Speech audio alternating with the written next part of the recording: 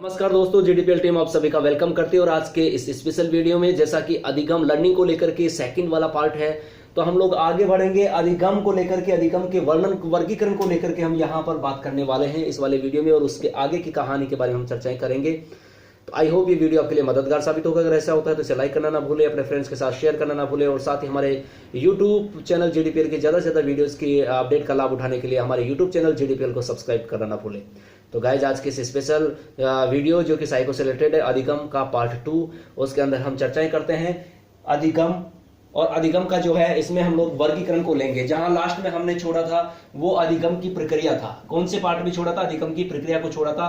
और इस वाले में हम पढ़ने वाले हैं अधिगम के जो वर्गीकरण है उसको लेकर के, यानी कि अधिगम का वर्गीकरण। तो देखिएगा गाइज, अगर हम लोग बात करें तो क्लासिफिकेशंस ऑफ लर्निंग की बात करें तो इसको 3 भागों में बांटा गया है, जिसमें गत्यात्मक अधिगम, गत्यात्मक अधिगम अर्थात मोटर लर्निंग जो होती है, अर्थात गत्यात्मक अधिकार जैसा कि गत्यात्मक गति, इसके माध्यम से यानी कि क्रियाओं के फलस्वरूप सीखा जाता है। किसके माध्यम से? क्रियाओं के माध्यम से, यानी कि क्रियाओं के फलस्वरूप इसको सीखा जाता है। तो भी क्लियर?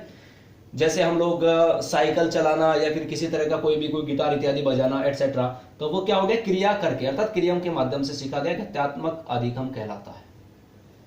शाब्दिक और वाचिक अधिगम, यानी कि शाब्दिक या वाचिक अधिगम, जैसा कि ये शब्द है, शब्द से भी आपको प्रतीत हो रहा होगा, क्योंकि शब्द के माध्यम से हमें बहुत कुछ समझ में आ जाता है। तो शाब्दिक या वाचिक अर्थात वर्बल लर्निंग, वर्बल लर्निंग की बात करें तो मानव जो होता है उसमें वाचिक अधिगम होता है। जैसे इसमें शब्द हो गए, वाचिक में जैसे शब्द हो गए, या फिर जैसे कोई संकेत हो गए या प्रतीक हो गए, इसके माध्यम से जो अधिगम किया जाता है, अर्थात शब्दों, कोई संकेतों, कोई जैसे पिक्चर इत्यादि अर्थात चित्र इत्यादि के माध्यम से जो अधिगम किया जाता है वो शाब्दिक या वाचिक अधिगम कहलाता है। क्रिया के माध्यम से गत्यात्मक अधिगम। समस्या समाधान अधिगम, तीसरा, नाम से ही प्रतिपादित हो रहा है। समस्या, जब समस्या आएगी तो इंसान क्या करेगा? उसका समाधान करेगा। अर्थात जब व्यक्ति किसी समस्या का हल करते हुए कोई बात सीखता है तो उसे समस्या समाधान अधिगम कहते हैं। तो बहुत ही इजी प्रोसेस है इस वर्गीकरण को, इसको समझना बहुत आसान है। To be clear? गत्यात्मक क्रिया करके, शाब्दिक शब्द संकेत पिक्चर के माध्यम से, समस्या किसी काम को करते हुए, किसी समस्या को हल करते हुए जो अधिगम यानी कि जो कुछ सीखता है वो समस्या समाधान अधिगम। अब बात करते हैं डोमेन ऑफ लर्निंग, अर्थात अधिगम के अनुक्षेत्र को लेकर। तो अधिगम के अनुक्षेत्र की बात करें तो गाइज, इसको भी बांटा गया है 3 भागों में, ज्ञानात्मक, क्रियात्मक और भावात्मक। ज्ञानात्मक अनुक्षेत्र, क्रियात्मक अनुक्षेत्र और भावात्मक अनुक्षेत्र। देखिएगा, हम बात करें तो विभिन्न प्रकार की अगर बात करें तो मानसिक और बौद्धिक क्रियाएं, जैसे किसी तरह का सोचना या विचारना, ये जो होते हैं ये किस में आ जाते हैं? ज्ञानात्मक में आ जाते हैं। किंतु क्रियात्मक व मनोशारीरिक व्यवहार क्रियाओं से जो सीखा जाता है वो क्रियात्मक अनुक्षेत्र। जैसे हम बात करें तो जैसे चलना है तो चलना दौड़ना इत्यादि किस में आ जाएगा? क्रिया में आ जाएगा ना। जैसा हम लोगों ने बात कर रहे हैं कि गत्यात्मक अधिगम में क्या होता है, हमारा क्रिया के माध्यम से सीखते हैं, अर्थात कोई काम क्या होता है? क्रिया के फलस्वरूप सीखा जाता है। ठीक है, उसी तरीके से ये भी क्या है? क्रियात्मक अनुक्षेत्र है। तो किसमें? क्रिया यानी कि व्यवहार, क्रियात्मक में मनोशारीरिक व्यवहार क्रियाओं जैसे के माध्यम से, यानी कि वो चीजें किस में आती है? क्रियात्मक अनुक्षेत्र में आती है। और भावात्मक में कौन सी चीजें आती हैं?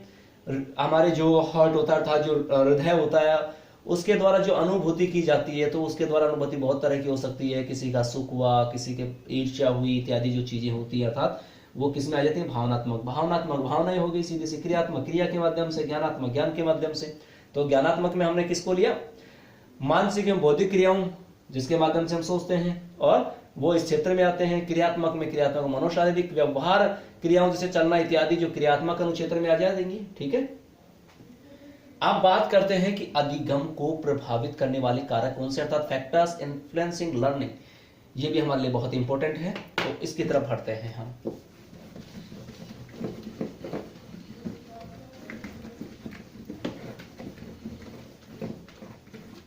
तो कारक यानी कि जो अधिगम को प्रभावित करने वाले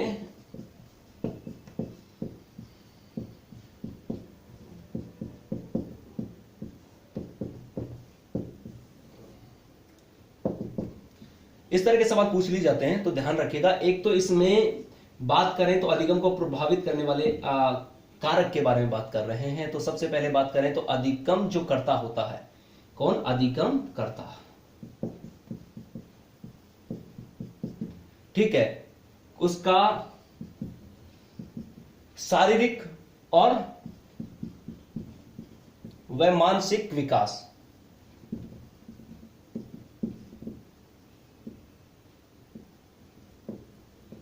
कैसे प्रभावित करते हैं, इसके बारे में हम लोग अलग से पढ़ेंगे। ठीक है, यहां पर थोड़ा थोड़ा डिटेल्स पढ़ रहे हैं कि कौन कौन से कारक प्रभावित करते हैं।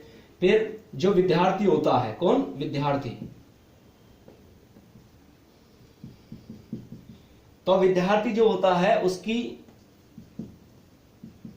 क्षमता व योग्यता देखेगा। यहां पर हम लोग बात करें अधिगम को प्रभावित करने वाले कारक, एक तो अधिगमकर्ता का शारीरिक व मानसिक विकास इसको प्रभावित करता है, विद्यार्थी की क्षमता व योग्यता प्रभावित करती है, उसकी महत्वाकांक्षा, ठीक है, महत्वाकांक्षा व उपलब्धि की जो अभिप्रेरणा होती है। ठीक है, इसके अलावा बात करें तो जीवन उद्देश्य, इसके अलावा बात करें तो जैसे उसकी तत्परता की इच्छा,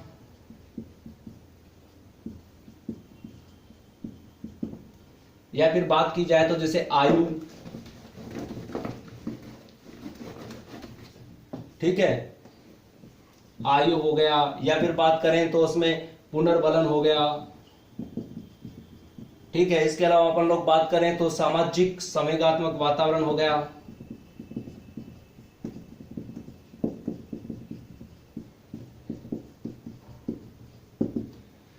तो देखिएगा, बात करें तो बहुत सारे फैक्टर्स होते हैं, यानी कि बहुत सारे ऐसे फैक्टर्स हैं जो कि अधिगम को प्रभावित करते हैं। ठीक है, तो जो इंपॉर्टेंट बात करें, जो कि कहने का मतलब करते हैं सो दैट हम लोग इजी वे से समझ सकें, तो अधिगम करता है कि भाई शारीरिक उसका कैसा विकास या फिर मानसिक विकास कैसा है वो भी डिपेंड करेगा, या फिर करें कि उसकी क्षमता या योग्यता क्यों होती है, क्योंकि अलग अलग जो स्टूडेंट्स होगा तो स्टूडेंट्स जो होगा उसमें अलग अलग स्टूडेंट्स में अलग अलग तरीके की क्षमता पाई जाती है, उसमें अलग अलग तरीके की योग्यता होती है।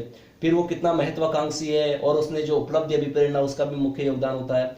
फिर उसके जीवन का उद्देश्य क्या है, फिर उसकी आयु क्या है, बुद्धि कैसी है, बुद्धि पर भी डिपेंड करेगा। ठीक है, फिर सीखने की विधि, फिर पुनर्बलन हुआ, परिणाम हुआ, अभिवर्ती हुई, परिपक्वता, ये सारे फैक्टर्स हैं जो कि क्या करते हैं, अधिगम को प्रभावित करते हैं। ठीक है, अब बात करते हैं अधिगम जो है उसके सिद्धांत को लेकर के। अधिगम के सिद्धांत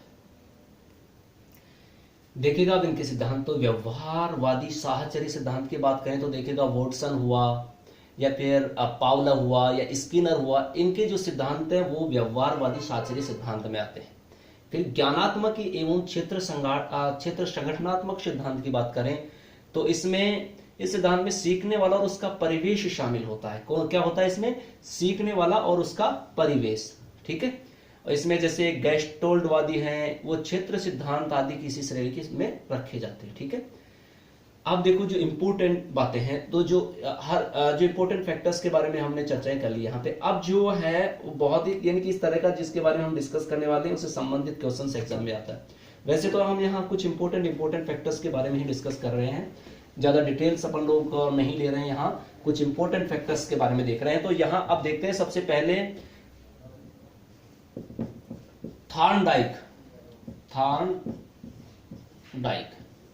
थॉर्नडाइक का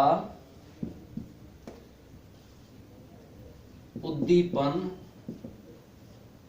अनुक्रिया सिद्धांत।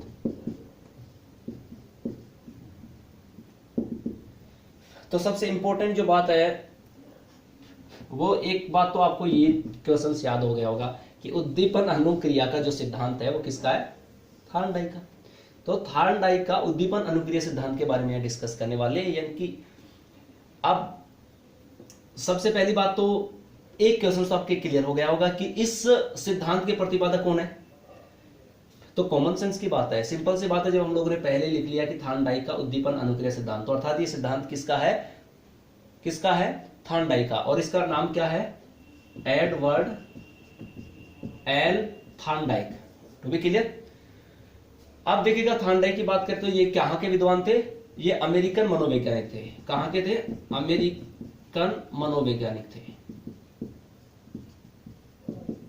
कई बार ऐसा सवाल पूछ लिया भी जाता है कि भाई ये इस मनोवैज्ञानिक का संबंध कहां से है, टू बी क्लियर। तो हम बात करें तो एडवर्ड एल थॉर्नडाइक कहां के थे? अमेरिकन मनोवैज्ञानिक थे। अब इन्होंने, ये प्रथम ऐसे व्यक्ति जिन्होंने किस पर किया, यानी कि प्रथम अमेरिकन मनोवैज्ञानिक थे ये जिन्होंने पशुओं पर अधिगम संबंधित प्रयोग किया। किस पर? पशुओं पर। ठीक है, पशुओं पर अधिगम संबंधित क्या किया? प्रयोग किया। अब बात करें तो इस सिद्धांत को संयोजनवाद का सिद्धांत, यानी कि यही जो सिद्धांत है, कौन सा? उद्दीपन अनुक्रिया का सिद्धांत, इसको संयोजनवाद का सिद्धांत। किसका? संयोजनवाद का सिद्धांत। इसके अलावा बात करें तो संबंधवाद का सिद्धांत, संबंधवाद का सिद्धांत। इसके अलावा बात करें तो प्रयास एवं त्रुटि का सिद्धांत। कौन सा? प्रयास एवं त्रुटि का सिद्धांत। ठीक है, और नैमित्तिक अनुबंधन सिद्धांत के नाम से भी जाना जाता है। फिर से सुन लीजिएगा गाइस, बहुत इंपॉर्टेंट चीज है। यह सबसे पहले हम लोग ले रहे हैं थॉर्नडाइक का उद्दीपन अनुक्रिया सिद्धांत, अर्थात उद्दीपन अनुक्रिया सिद्धांत के प्रतिपादक कौन है? एडवर्ड एल थॉर्नडाइक है। टू बी क्लियर, बहुत इंपॉर्टेंट है। इनका संबंध अमेरिका से है, यानी कि अमेरिकन मनोवैज्ञानिक है, और प्रथम अमेरिकन मनोवैज्ञानिक थे जिन्होंने पशुओं पर अधिगम के प्रयोग किए। बहुत इंपॉर्टेंट बात है। फिर ये जो उद्दीपन अनुक्रिया का सिद्धांत है, इसको अलग अलग नामों से जाना जाता है, जैसे संयोजनवाद का सिद्धांत, प्रयास एवं त्रुटि का सिद्धांत, संबंधवाद का सिद्धांत, नैमित्तिक अनुबंधन सिद्धांत के नाम से भी जाना जाता है। और बात करें तो जो थॉर्नडाइक थे, उन्होंने इस सिद्धांत का प्रतिपादन कब किया?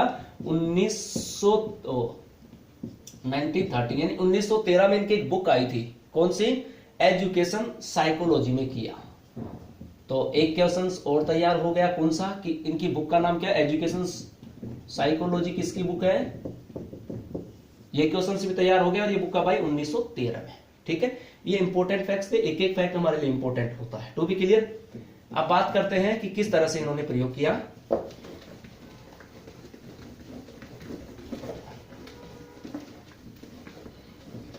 देखो, सबसे पहले बात करें तो इन्होंने किस पर प्रयोग किया? भूखी बिल्ली पर।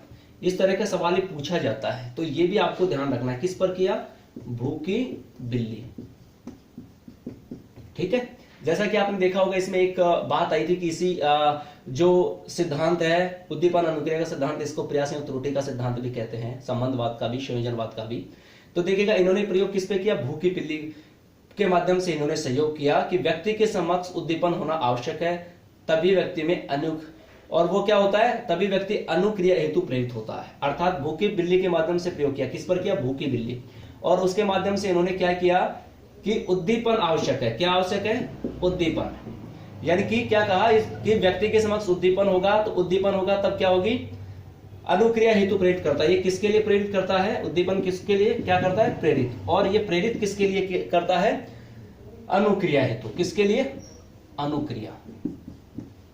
टू बी क्लियर गाइस, तो बहुत इंपॉर्टेंट बात है ये। तो इस जो सिद्धांत है, जैसा कि इसका क्या नाम है? उद्दीपन अनुक्रिया सिद्धांत। तो ये उद्दीपन व अनुक्रिया के मध्य संबंध बनाता है। उद्दीपन अनुक्रिया सिद्धांत जैसा कि नाम है, तो ये क्या करता है? उद्दीपन व अनुक्रिया के मध्य संबंध बताता है, और इसीलिए इसे संबंधवाद अथवा संयोजनवाद का सिद्धांत भी कहा जाता है। टू बी क्लियर, ये दोनों तीनों फैक्टर्स याद हो गए। अब आगे बढ़ते हैं इसी में। देखो, जो थॉर्नडाइक था, इन्होंने एक भूल, जैसा कि मैंने कहा कि एक बिल्ली है, और बिल्ली को किस में बंद कर दिया? एक उलझन पेटिका। किस में बंद कर दिया? उलझन पेटिका में। ठीक है, थोड़ा ध्यान रखना, कई बार इस तरह की सवाल पूछ लिए जाते हैं। मत पूछे ना पूछे, हमें तो हर चीज तैयार रहनी चाहिए, हमें अपनी तरफ से प्रिपेयर रहना, इस बात का आपको ध्यान रखना है। ठीक है, तो इसको किस में कर दिया? भूखे बिल्ली को पेटिका बॉक्स, यानी कि उलझन पेटिका है, और उसका नाम है puzzle box. Puzzle box, okay. यानी कि उलझन पेटिका में इसको क्या कर दिया? बंद कर दिया। अब पेटिका के बाहर क्या रख दिया? एक मछली का टुकड़ा। क्या रख दिया? मछली का टुकड़ा। टू बी क्लियर गाइस, मछली का टुकड़ा रख दिया इन्होंने। अब मछली का टुकड़ा रख दिया, और पेटिका के कहां रख दिया? बाहर। ठीक है। और ये उलझन पेटिका में कौन है? बिल्ली। कौन है? बिल्ली। और बिल्ली भी कैसी है? मैंने बताया भूखी बिल्ली है। और उलझन पेटिका के बाहर क्या है? मछली का टुकड़ा। अब मछली ने जो उसकी गंध आई, मछली की गंध ने, यानी कि मछली की जो क्या आएगी? गंध आएगी। जब मछली का टुकड़ा रख दिया तो उसमें से क्या निकली? गंध। और जो गंध थी उसने क्या किया? अभिप्रेरक का कार्य किया। किसका कार्य किया? अभिप्रेरक का कार्य किया। यानी कि मछली का जो टुकड़ा था उसकी गंध ने किसका कार्य किया? अभिप्रेरक का कार्य किया, यानी कि मोटिव का कार्य किया। और बिल्ली भूख लगने पर उद्दीपन, यानी भूख लगने पर वो क्या हो गई? उद्दीपन। ठीक है, उद्दीपन अर्थात मछली को प्राप्त करने हेतु तत्पर हुई। क्या हुई? तत्पर हुई। किसको प्राप्त करने के लिए तत्पर हुई? इस मछली को। देखो छोटे से सिंपल से बात कर सकते हैं कि अभी आपका एग्जाम टाइम है, एग्जाम टाइम है तो आप ज्यादा से ज्यादा इस तरह का मैटर ऑब्जर्व करना चाहोगे जो एग्जाम की दृष्टि से इंपॉर्टेंट है, क्योंकि एक तरीके से हमारे अंदर वो क्या है? भूख है। ठीक है, तो हम ज्ञान अर्जित करना चाहते हैं ताकि उस तरह के क्वेश्चंस का समावेश हो सके। उसी तरीके से इन्होंने बिल्ली रखी, बिल्ली को उलझन पेटिका में रख दिया और बाहर मछली का टुकड़ा। मछली का टुकड़ा जो रख दिया तो उसकी गंध जो ही आई तो गंध ने अभिप्रेरक का काम किया। अब उद्दीपन अर्थात उसको क्या भूख लगेगी, तो ऑब्वियस सी बात है जब भूखे कोई कैंडिडेट होगा उसके सामने भोजन रख दिया जाए तो उसकी तरफ तत्पर तो होगा ना। अब इसने क्या किया? उल्टे सीधे प्रयत्न। अब जब आप यहां अंदर है, भोजन यहां है, तो इसने क्या करना चालू कर दिया? ये अंदर है और ये बाहर है तो इसको पाने की कोशिश की। अब ये अंदर है तो उल्टे सीधे प्रयास करेगी, तो इसने क्या किया? उल्टे सीधे प्रयास करना चालू किया। और उल्टे सीधे प्रयास करेंगे तो संयोगवश क्या होगा? इसका बिल्ली का जो था पैर वो उलझन पेटिका के लीवर पर पड़ा और दरवाजा खुला, और खुलते ही बिल्ली ने मछली रूपी उद्दीपन प्राप्त किया। मछली रूपी क्या थे? मछली किसके रूप में है? या उद्दीपन। तो ये कर लिया। अब बिल्ली निरंतर ये अभ्यास करती रही, उसके द्वारा की जाने वाली त्रुटियों की संख्या में कमी आ गई। देखो पहली बार तो क्या इसने उल्टा सीधा प्रयास किया, क्योंकि इसको पता ही नहीं था कि यहाँ पैर रखने पर खुलेगा, मगर अचानक से उसका पैर रखा गया और ये खुल गया। मगर फिर 2 3 4 बार जब प्रैक्टिस की तो एट दैट मोमेंट इसका क्या हुआ कि ऑटोमेटिकली इसको पता लग गया कि यहां पर ये करने से क्या होता है? दरवाजा खुलता है। तो अर्थात इसने क्या सीख लिया कि यहां पर पैर रखूंगी या यहां पर ये जाते ही अचानक से यहां से दरवाजा खुल जाएगा। तो कहने का मतलब पहले त्रुटि हुई, मगर ये अभ्यास किया तो उसके माध्यम से ये उस कार्य में प्रवृत्त हो गई, अर्थात उसको पता लग गया यहां से खुलता है। To be clear? तो बहुत सिंपल सी बात है ये। अब आगे देखते हैं। अब देखो इसमें देखेगा बिल्ली द्वारा अपनाई गई, अगर अपन लोग सोपान की बात करें तो देखो सबसे पहले चालक, चालक को इसमें क्या बताया गया है? भूख बताया गया। क्या बताया गया? भूख। उसके बाद करें कि इसका लक्ष्य क्या था? लक्ष्य क्या था? अपन ने मछली का टुकड़ा रख रखा तो उसको ही प्राप्त करना चाहती थी, तो मछली का टुकड़ा इसमें क्या हो गया? लक्ष्य हो गया। To be clear? फिर उसने क्या लिया? लक्ष्य प्राप्ति जो थी उसमें क्या आई? बाधा। तो लक्ष्य प्राप्ति में बाधा कौन था? पिंजरा बंद था ना भाई। तो पिंजरा क्या था? पिंजरा जो था बंद था, तो बंद की वजह से उसको खोलना था ना, तो उसका बंद जो रास्ता बना हुआ था वो क्या आया? लक्ष्य में बाधक, अर्थात बैरियर्स हो गया। फिर बात करें तो उसने क्या किया? उल्टे सीधे प्रयत्न किए। उल्टे सीधे क्या किए? प्रयत्न। तो उल्टे सीधे प्रयत्न क्या किए? जैसे मान लीजिए वो पिंजरे में इधर उधर गई होगी, पिंजरे को काटने की कोशिश की होगी कि कैसे भी निकलूं। ठीक है, फिर उसके बाद में क्या हुआ? संयोगवश उसको क्या मिल गई? सफलता। और संयोगवश सफलता कैसे मिली? अभी अपन ने चर्चा की कि लीवर का खुल जाना, उस पे उसने पैर रखा ना तो लीवर का खुल जाना, तो उसको क्या मिल गई? सफलता मिल गई। सिंपल सी बात है, हम लोग इजी वे से इसको कर सकते हैं। और सही प्रयत्न का चुनाव क्या हुआ? सही प्रयत्न का चुनाव। सही प्रयत्न का चुनाव क्या हुआ? दरवाजा खोलने का तरीका। और फिर स्थिरता क्या आ गई लास्ट में? अगर सही प्रयत्न के चुनाव की बात करें तो सही परिवर्तन का चुनाव, दरवाजा खोलना, और अगर बात करें लास्ट में तो स्थिरता क्या है? स्थिरता की बात करें तो दरवाजा खोलना, दरवाजा खोलना। तो ये इसके द्वारा हुए। देखो सिंपल सी बात है, चालक इसमें भूख है, ये इंपॉर्टेंट बात है, इसको ध्यान रखना। लक्ष्य उसका मछली का टुकड़ा पकड़ना था, मगर इसकी प्रॉब्लम क्या आ रही थी कि जो ये खुद क्या थी? बिल्ली पिंजरे में बंद थी, तो ये इसके लक्ष्य में बाधक थी। फिर ये इसने प्रयास क्या किया? यानी कि उल्टे सीधे प्रयत्न किया कि इसको पिंजरे को काटने की कोशिश करेगी, उससे बाहर निकलने की। ऑब्वियस सी बात है। अब उसको सफलता कैसे मिली? अचानक से उसका पैर लीवर पे गया, लीवर खुल गया, तो संयोगवश उसको सफलता मिल गई। फिर इसने सही प्रयत्न किया, तो सही प्रयत्न का चुनाव हो गया कि दरवाजा खोलने का तरीका मालूम हो गया, और फिर स्थिरता आ गई कि दरवाजा खोलना आ गया। ठीक है,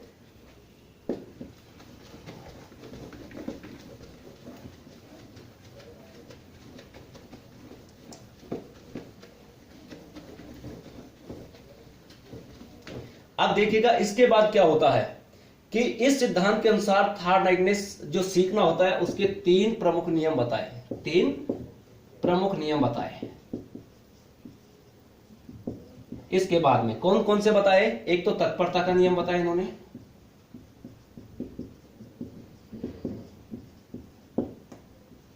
इसके अलावा बात करें तो इन्होंने अभ्यास का नियम, और फिर बात की जाए तो प्रभाव का नियम।